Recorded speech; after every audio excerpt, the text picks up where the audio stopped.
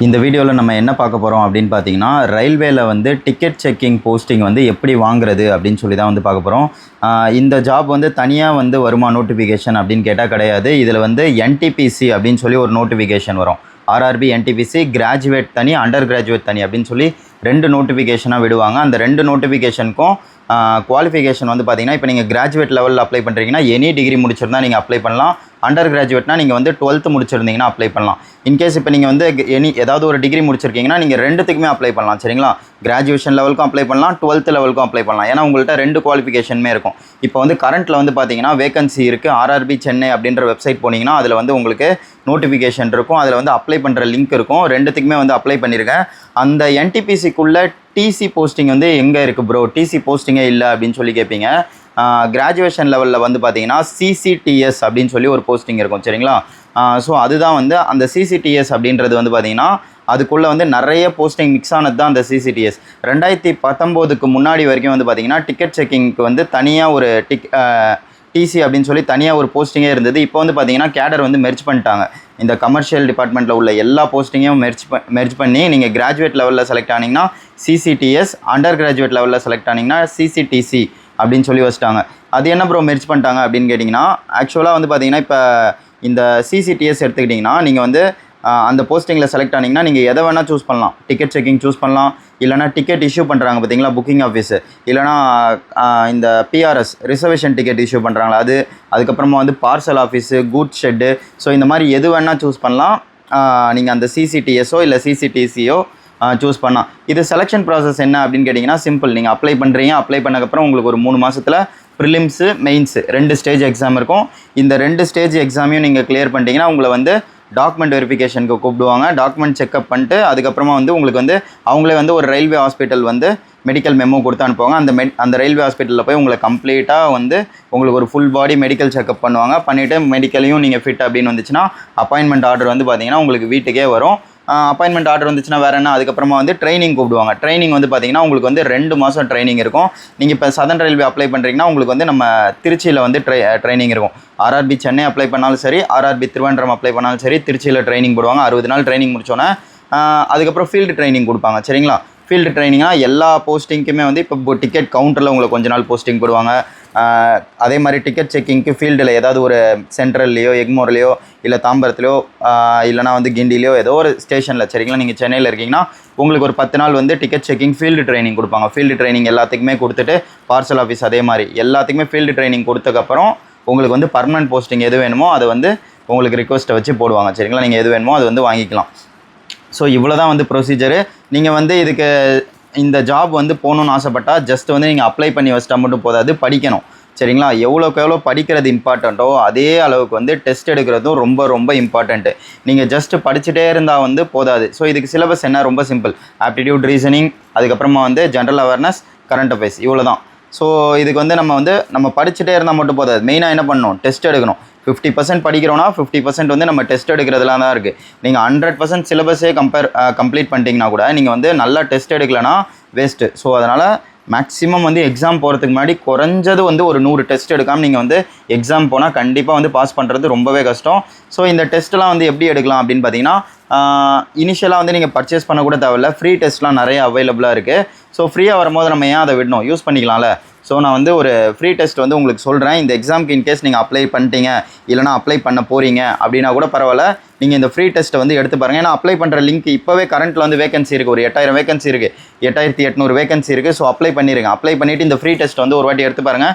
இந்த free test வந்து பார்த்தீங்கன்னா அதாவது அக்டோபர் 31லேருந்து நவம்பர் 2ஆம் தேதி ஈவினிங் 7 மணி வரைக்கும் தான் உங்களுக்கு லைவில் இருக்கும். அந்த ஃப்ரீ டெஸ்ட் எப்படி எடுக்கிறதுன்னு நான் உங்களுக்கு ஸ்டெப் பை ஸ்டெப்பாக சொல்கிறேன் பாருங்கள். ஆக்சுவலாக ப்ளே ஸ்டோர் போங்க. ப்ளே ஸ்டோரில் போய் ஆலிவ் போர்டு அப்படின்னு சொல்லி டைப் பண்ணுங்கள். ஆலிவ் போர்டு அப்படின்னு டைப் பண்ணிங்கன்னா உங்களுக்கு வந்து இந்த ஆப் வந்து வரும். சரிங்களா? ஆலிவ் போர்டு எக்ஸாம் ப்ரெப் ஆப்னு சொல்லி அந்த ஆப்பை வந்து ஓப்பன் பண்ணிக்கோங்க. நான் வந்து உங்களுக்கு டேரெக்ட் லிங்க்கு கூட வந்து டெஸ்கிரிப்ஷனில் கொடுக்குறேன். நீங்கள் டேரெக்ட் லிங்கை தொட்டு கூட போங்க. இல்லை நீங்கள் ஆப் டவுன்லோட் பண்ணுறீங்கனாலும் டவுன்லோட் பண்ணிக்கலாம். இல்லை ஆப் டவுன்லோட் பண்ணல, எனக்கு டேரெக்டாக லிங்க் வேணும்னா கூட டிஸ்கிரிப்ஷனில் அதை தொட்டு டேரெக்ட் லிங்க் போய்க்கோங்க. இதில் வந்து நீங்கள் இப்போ தான் புதுசாக இந்த ஆப் வந்து டவுன்லோட் பண்ணுறீங்கன்னா ரிஜிஸ்டர் அப்படின்னு இருக்கும். ரிஜிஸ்டர்னு இருக்கிறத கொடுத்து உங்களோட email ID, password, mobile number இது 3த்தையும் கொடுத்து ரிஜிஸ்டர் பண்ணிக்கோங்க. ஃபஸ்ட்டு ரிஜிஸ்டர் பண்ணிட்டக்கப்புறம் லாகின் பண்ணுங்கள். உங்களோட இமெயில் ஐடி, பாஸ்வேர்ட் கொடுத்து லாகின் பண்ணி உள்ளே வந்துடும். ஆப் ஓப்பன் பண்ணிட்டோன்னா உங்களுக்கு வந்து இன்டர்ஃபேஸ் வந்து இப்படி தான் இருக்கும். இதில் மேலே வந்து நீங்கள் வந்து ரயில்வே தான் சூஸ் பண்ணியிருக்கீங்களா அப்படின்றத கன்ஃபார்ம் பண்ணிக்கோங்க. சரிங்களா? இன்கேஸ் உங்களுக்கு வந்து பேங்கிங்கோ எஸ்எஸ்சியோ சூஸ் ஆகிருக்கலாம். ஸோ அது மாதிரி மாற்றி சூஸ் ஆயிருந்தால் ரயில்வே அப்படின்றத ஃபஸ்ட்டு வந்து சூஸ் பண்ணிக்கோங்க. சூஸ் பண்ணிட்டக்கப்புறம் அப்படியே கீழே ஸ்க்ரோல் பண்ணி வந்தீங்கன்னா உங்களுக்கு வந்து இங்கே இருக்கும் பாருங்கள், free live test October 31 to November 2 அப்படின்னு சொல்லியிருக்கா.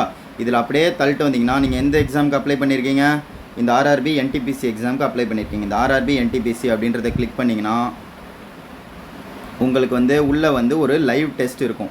இந்த லைவ் டெஸ்ட் வந்து எப்போத்துலேருந்து அவைலபிளாக இருக்குது, இப்போது October 31 நவம்பர் 2 ஈவினிங் 7 மணி வரைக்கும் லைவில் இருக்கும்.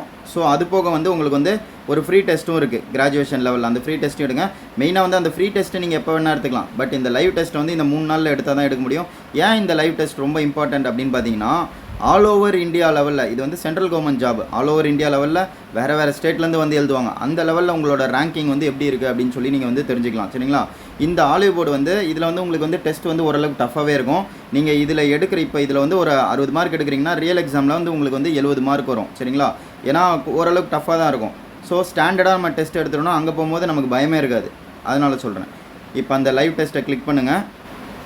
கிளிக் பண்ணிட்டக்கப்புறம் இங்கே ஸ்டார்ட் டெஸ்ட்டுன்னு இருக்கா, அந்த ஸ்டார்ட் டெஸ்ட்டு கொடுங்க.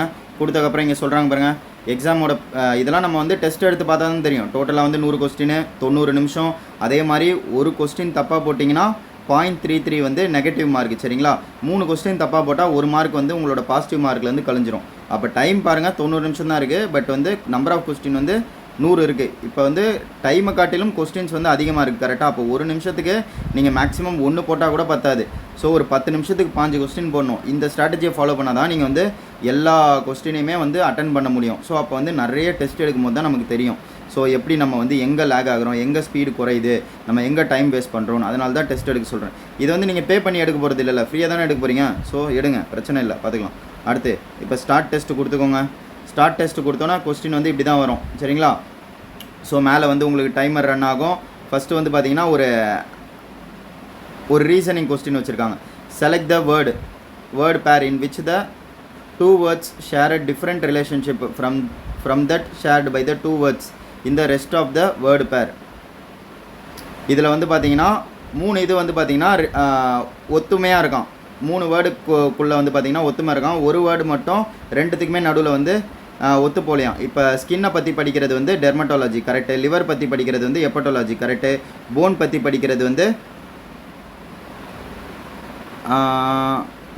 படிக்கிறது வந்து ஆஸ்டியோலஜி, ஆர்ட் பற்றி படிக்கிறது கார்டியோலஜி. அப்போ எது தப்பு?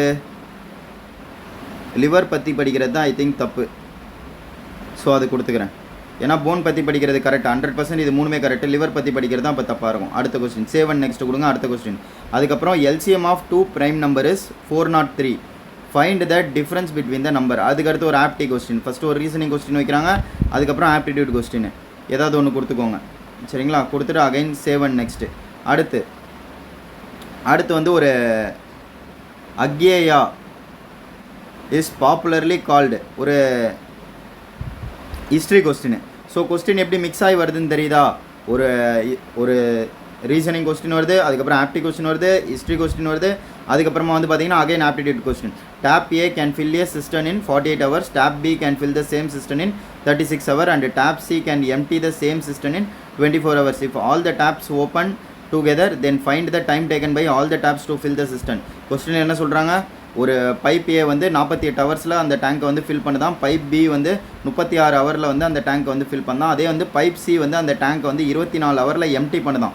இந்த டேப் வந்து ஃபுல்லாகவே வந்து ஃபில் ஆகிறதுக்கு வந்து எவ்வளோ நேரம் எடுத்துக்கும் அப்படின்னு சொல்லி கேட்குறாங்க. பைப் அண்ட் சிஸ்டம் அகைன் ஒரு ஆப்டி கொஸ்டின். அப்போ இந்த 3த்துக்கும் நம்ம வந்து LCM எடுக்கணும். 3த்துக்கும் LCM வந்து 96. 96னா 2 3 5, 5ல் 3 போச்சுன்னா 2. 2னா ஆன்சர் வந்து என்ன வரும்? கரெக்டாக இது LCM வந்து 96னா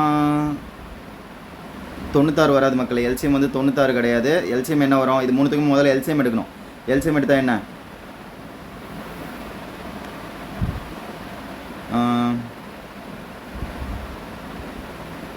120 144 வருமா? 144 LCM வந்து 144. 144னா 3 முறை 4 முறை 3 4 7 7 7 6 போச்சுன்னா 1 144. ஆன்சர் வந்து 144 hours.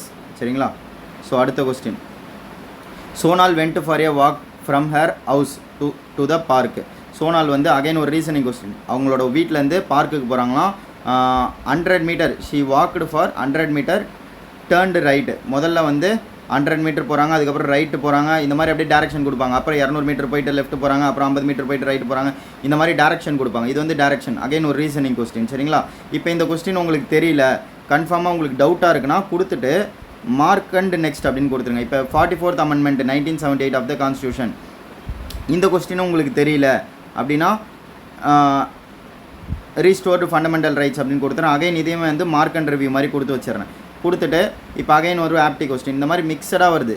சரிங்களா கொஸ்டின்? ஸோ இப்போ வந்து நான் டெஸ்ட்டு எடுத்து முடிச்சுட்டு சப்மிட் அப்படின்னு கொடுக்குறேன். சப்மிட் இன்கேஸ் உங்களுக்கு எக்ஸாமில் வந்து ஏன் இது ரொம்ப யூஸ்ஃபுல்லாக இருக்கும் அப்படின்னு பார்த்தீங்கன்னா, இந்த மார்க் அண்ட் நெக்ஸ்ட் கொடுக்குறது.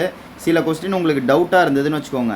ஸோ அந்த கொஸ்டின் வந்து நீங்கள் மார்க் அண்ட் நெக்ஸ்ட் கொடுத்துட்டிங்கன்னா அது வந்து உங்களுக்கு தனியாக வந்து எக்ஸாமில் வந்து சைடில் வந்து கலரில் காட்டும். அப்படி இருக்கும் போது லாஸ்ட்டாக உங்களுக்கு டைம் இருக்கும் போது அந்த கொஸ்டினை மட்டும் கரெக்டாக தப்பா அப்படின்னு சொல்லி நீங்கள் வந்து இது பண்ணிக்கலாம், செக் பண்ணிக்கலாம், கிராஸ் செக் பண்ணிக்கலாம். ஒன்ஸ் எக்ஸாம் முடிச்சிட்டதுக்கப்புறம் சப்மிட் கொடுங்க.